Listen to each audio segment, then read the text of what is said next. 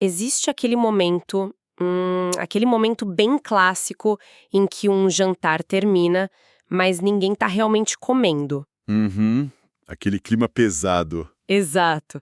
O ar fica denso, sabe? Os talheres tocam os pratos com uma delicadeza que parece até coreografada, tipo, cada movimento é milimetricamente calculado ali. É, qualquer som um pouco mais alto já assusta. Sim, qualquer suspiro fora do lugar carrega o potencial de ser a faísca para uma explosão completa. A comida simplesmente esfria, né, enquanto um silêncio hostil toma conta do ambiente. É uma dinâmica de paralisia tática mesmo. A trégua na mesa não é mantida por um desejo de paz. Não, de jeito nenhum. É mantida pela pura antecipação do próximo conflito, sabe? É o comportamento típico de quem está mapeando o território antes de declarar guerra oficialmente. Nossa, perfeito. E é exatamente com essa atmosfera sufocante que o nosso material de hoje começa. Bem intensa, alargada. Muito. Então, sejam todos bem-vindos a mais um mergulho profundo nas nossas fontes. A nossa missão hoje é destrinchar os textos que focam no capítulo 9 da nossa narrativa principal, o famoso capítulo 4 de Hóspedes. Esse capítulo é um divisor d'águas, né? Totalmente. O objetivo aqui, para quem está acompanhando a gente, é fazer um resumo e uma análise bem profunda de uma mudança dramática que rola na dinâmica de poder dessa história. É porque até o capítulo anterior a narrativa era essencialmente sobre fuga. Isso, era só correr, né? E agora a gente entra num território muito mais complexo e, espinhoso.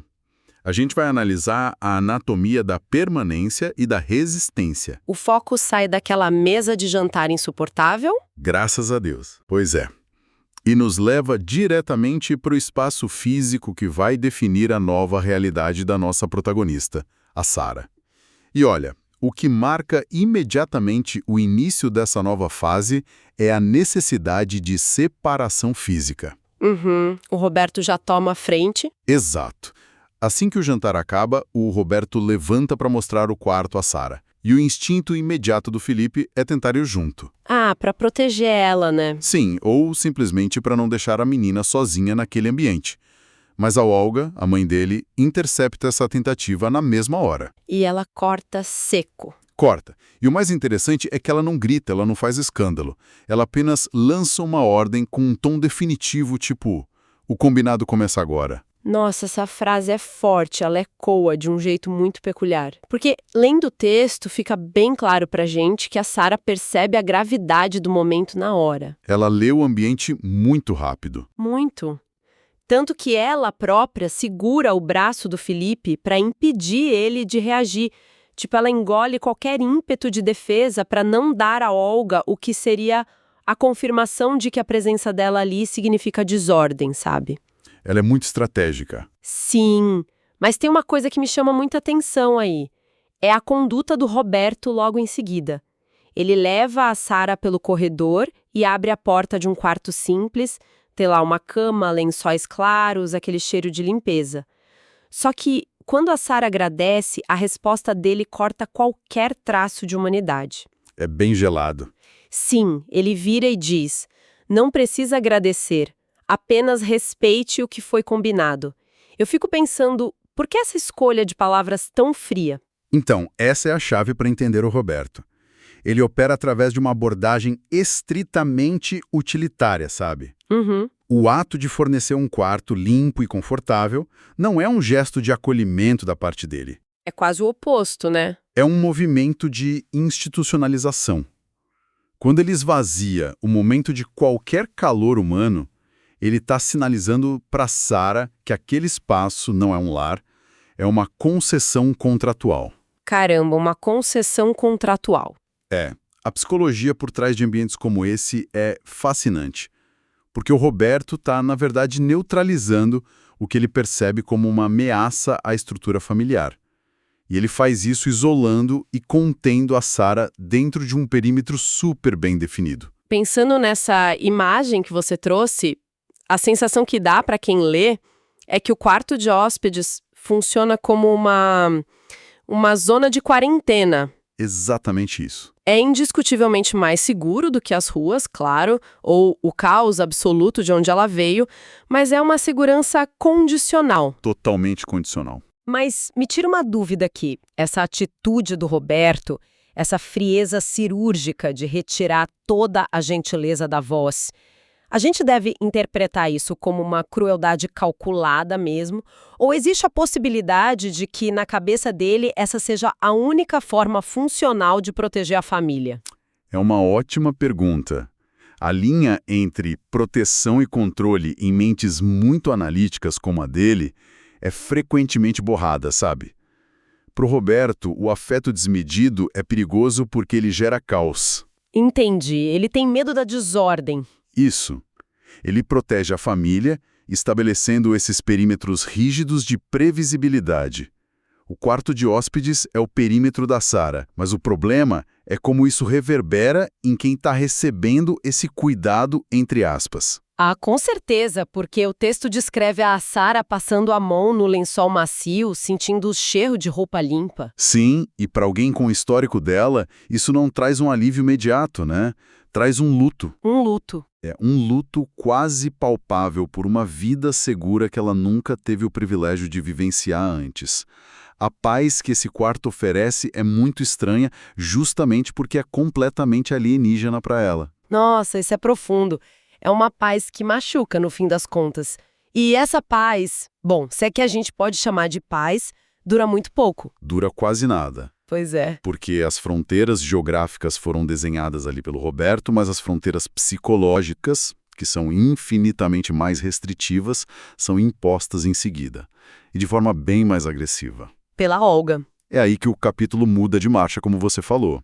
A Olga faz aquela visita não solicitada ao quarto. Sim, ela entra trazendo toalhas e lençóis extras.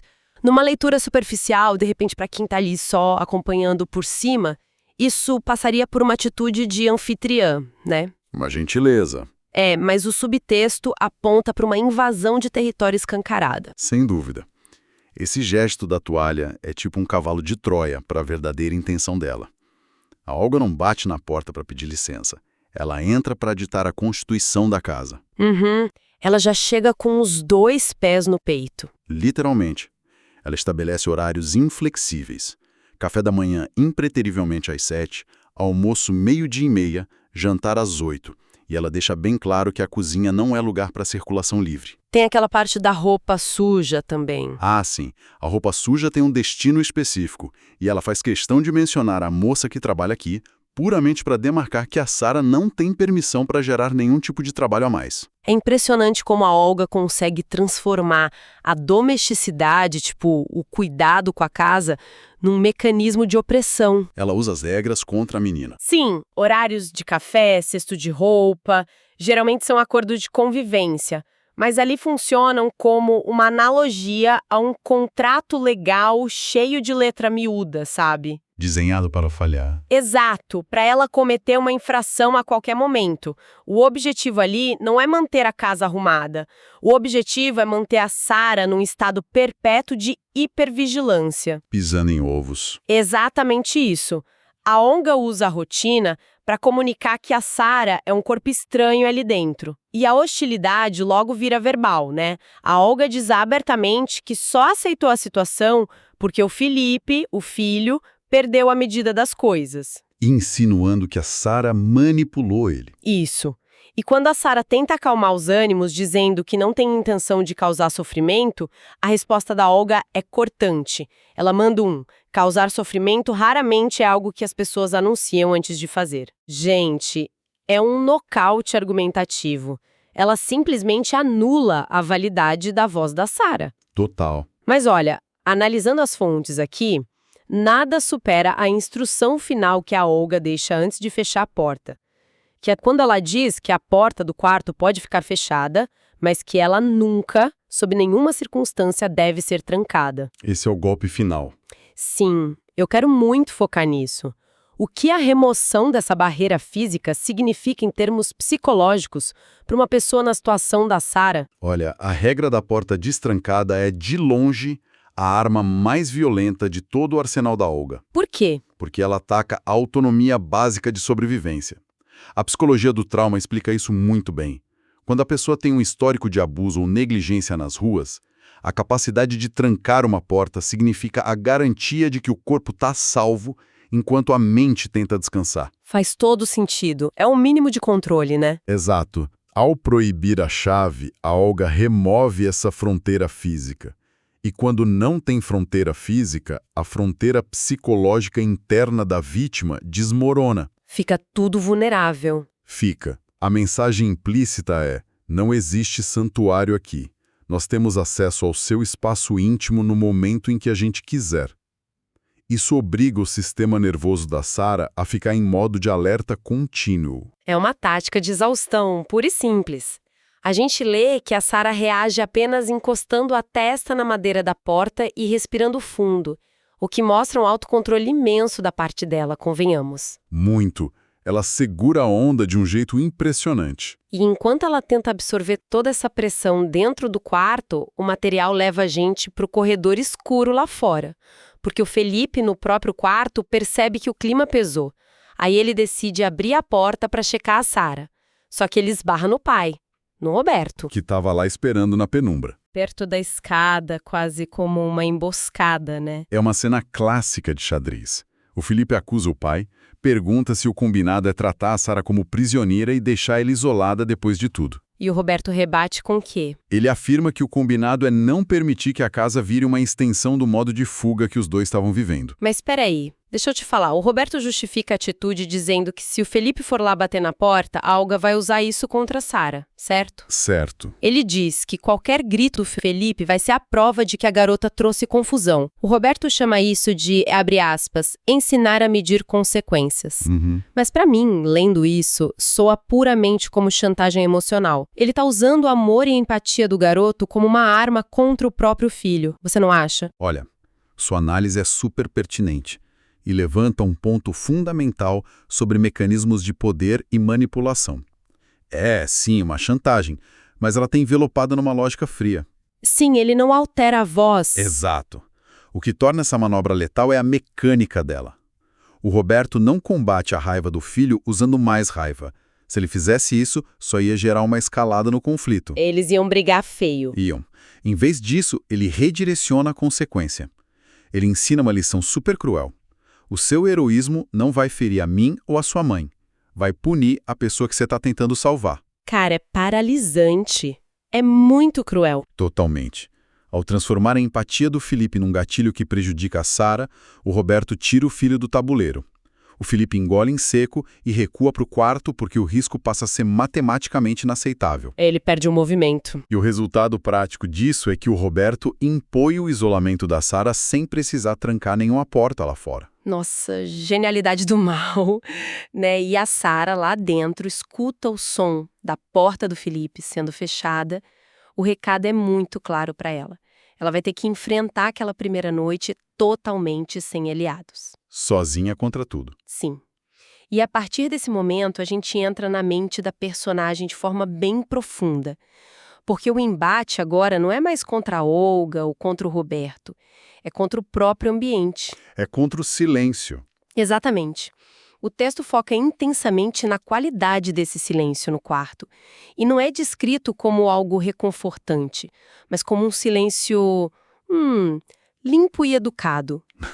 Porque algo aparentemente tão bom gera tanto desespero nela. A gente precisa olhar para isso pelas lentes da neurobiologia do trauma. Quando um sistema nervoso passa anos condicionado ao modo de sobrevivência... Lutando na rua, né? Isso, lutando contra perigos iminentes, ameaças. O cérebro se calibra para ler o mundo através do caos. A paz absoluta não é interpretada como segurança para ela. Não? É o que então? É interpretada como um predador escondido no mato alto. O silêncio educado desestabiliza a Sarah porque ela não tem ferramentas para interagir com ele. Para ela, a ausência de conflito visível significa só que um ataque invisível está se formando. É um estado terrível de se viver. Deve ser exaustivo. Muito exaustivo. E para piorar a sensação de inadequação, ela pega um porta-retrato que está no criado mudo. É muito louco porque olhar para a dinâmica daquela família é como entrar na metade de uma peça de teatro super complexa. Perfeita analogia. Sabe, todos os outros atores já conhecem o roteiro de cor, têm décadas de ensaio, entendem as piadas internas. Como que alguém que acabou de cair de paraquedas encontra um papel ali sem estragar tudo? É muito difícil. E aquele porta-retrato funciona como uma cápsula do tempo impenetrável. A foto mostra um Felipe criança, banguela, do lado de uma Olga elegante e de um Roberto protetor. Uma família de comercial de margarina. Exato, é a materialização de uma estabilidade inabalável. Quando a Sara olha para isso, ela não vê só pessoas. Ela vê um registro histórico de manhãs de domingo, viagens, festas. E ela percebe com uma clareza brutal que ela não é só uma intrusa física. Ela é uma anomalia nas memórias de uma linhagem inteira. Nossa, pesado isso. E é aí que ela chora, cobrindo a boca com a mão para garantir que nenhum som chegue na Olga. É uma reação muito intensa, cheia de camadas. Para mim não parece ser só aquele choro clássico de tristeza. Tem mais coisa ali, né? Tem. É uma sobrecarga do sistema. Ela chora porque, ironicamente, ela está num lugar seguro e numa cama confortável. Mas o medo não vai embora. É um conflito fisiológico extremo. A mente lógica sabe que tem um teto firme ali, mas a amígdala cerebral, que cuida do alarme de ameaças, continua gritando para ela correr. O corpo não entende que o perigo passou. Isso. O corpo está tentando processar o descompasso entre a realidade externa e o terror interno contínuo. Entendi. Mas olha só, mesmo no meio dessa exaustão emocional, antes de dormir, ela faz uma coisa que muda completamente o eixo da história. Ela tira um guardanapo amassado da mochila, Aquele do restaurante. aquele mesmo, rabiscado na noite anterior, e ela coloca debaixo do travesseiro. Ali tem aquelas palavras soltas: janela, mesa, estudos, emprego, casa pequena, poupança. Cara, isso é um mecanismo de enfrentamento muito fascinante. É o contraste perfeito, né? Sim, porque enquanto o porta-retrato representa o passado sólido e blindado da família, o guardanapo representa o futuro incerto, mas totalmente autoral, que ela e o Felipe estão tentando desenhar. O papel debaixo do travesseiro funciona como uma âncora tangível para ela. Em momentos de despersonalização severa, onde a pessoa sente que vai desaparecer naquele ambiente hostil, tocar algo físico ajuda muito. Traz ela de volta para a realidade. Exatamente. Tocar algo que represente um objetivo próprio traz a mente de volta para o presente. Esse pedaço de guardanapo é o contrato social alternativo dela. E é esse senso de propósito que dá o combustível para o que ela vai fazer na manhã seguinte. Ai, que manhã, hein? Chegamos à virada do capítulo, o momento do contra-ataque silencioso. A Sara acorda antes de todo mundo. Ela arruma o quarto de forma impecável, quase apagando qualquer rastro de que dormiu ali, e desce para a cozinha. E o cenário já está armado para o desastre. Total. A tensão tá cortando o ar, a Olga com aquela frieza habitual, o pão e a manteiga dividindo espaço com um silêncio hostil. O Felipe tenta se aproximar e a Olga imediatamente aciona as defesas. Ela já manda ele para a escola. Sim, manda ele ir com o motorista só para impedir que ele fique a sós com a Sara. A Olga tenta manter a mesma dinâmica do dia anterior, exercendo o controle sobre todo mundo. E ela olha para Sara esperando passividade. Ela faz aquela pergunta sobre se a Sara também vai sair, já antecipando uma resposta submissa. E aí que a Sara joga uma bomba na mesa do café da manhã. Ela responde, com total clareza, que sim. Vai ao centro procurar emprego e vai buscar informações sobre um supletivo para voltar a estudar. Ninguém esperava por isso. Ninguém. Lendo essa passagem, eu fico com uma grande questão sobre a motivação dela. Porque a Sara podia muito bem adotar a postura de vítima depois de todas as ameaças da noite anterior, né? Seria o mais lógico. Sim, mas ao anunciar que vai buscar trabalho e estudo na mesma hora, qual é o jogo dela? Ela está tentando agradar os donos da casa, provando que não é um peso, ou ela está construindo uma rota de fuga financeira caso o ambiente fique tóxico demais? A genialidade da atitude dela é que as duas hipóteses são verdadeiras. As duas coisas. Sim, e funcionam simultaneamente. A mentalidade de sobrevivência pura, que manteve ela viva nas ruas, agora é redirecionada para o planejamento estrutural. Ao declarar a independência imediata, o equilíbrio de poder na cozinha simplesmente inverte. E o Roberto percebe isso, né? Muito. O Roberto, que está lá observando, avalia a atitude como, interessante. Na cabeça de um estrategista como ele, é perfeito. Se ela fracassar, o Felipe vai ver que ela não consegue se sustentar. E se ela tiver sucesso? Passa grande parte do dia longe da casa, o que minimiza os riscos de convivência com a família. Mas, o foco real aqui tem que ser no que essa ação significa para o desenvolvimento interno dela, da Sarah. Exatamente. É a busca por agência pessoal. Ao agir, antes mesmo que alguém cobre algo dela, ela subverte a expectativa da Olga e do Roberto. Eles esperavam uma adolescente super problemática, né? Dependente. Uma garota disfuncional que ia precisar ser vigiada o tempo todo. Em vez disso, ela demonstra iniciativa. Ela retoma as rédeas da própria história, em vez de deixar que eles ditem o ritmo da existência dela ali. É um movimento muito forte. E o Felipe capta isso na hora. Antes de entrar no carro para a escola, ele toca o bolso da camisa onde guarda a cópia dele do guardanapo. É um código entre eles. Sim, é quase uma linguagem cifrada, tipo nosso contrato, dito num território super hostil. O que nos leva para a imagem de encerramento do capítulo. A Sarah está lá na porta da casa, a Olga confere mais uma vez os horários e a Sarah promete voltar antes do almoço, caminhando calmamente em direção à rua. A gente precisa dimensionar o peso enorme dessa imagem, sabe? Pessoas com o histórico de abandono da Sarah só costumam atravessar a porta de uma casa para fora quando são expulsas. Ou quando fogem de madrugada, né? Isso, para escapar de uma ameaça. O cenário agora é completamente diferente. Ela está saindo pela porta da frente, de um ambiente que ainda é hostil e não a aceita plenamente. Sim. Tinham a se repodera muito pela cedo ao que penhos moco limite. Sim, continua sendo difícil. Mas pela primeira vez na vida dela, ela não é uma fugitiva. Ela tem a opção consciente e voluntária de partir, e o direito estabelecido de retornar. Nossa, isso arrepia. E o Roberto fica observando tudo isso da janela do escritório. Ele identifica a insegurança óbvia no caminhar dela, mas também nota uma determinação que os algoritmos familiares dele não conseguiram prever. E para um cara que precisa controlar tudo, não tem nada mais perturbador que um elemento imprevisível se provando capaz de adaptação rápida. Pois é. O que as fontes nos mostram nesse capítulo 9 não é, de jeito nenhum, só uma transição de endereço. É um processo de redesenho psicológico absoluto. O material ilustra essa jornada de abandonar as táticas de sobrevivência primitiva e iniciar o processo de construir o próprio valor dentro de um ambiente adverso. A personagem está reivindicando a existência autônoma. Perfeito. E isso nos leva direto ao cerne de toda a nossa discussão de hoje. Eu queria deixar um pensamento para todo mundo que acompanha a gente levar desse mergulho. Boa. Pense na engenharia mental necessária para essa mudança.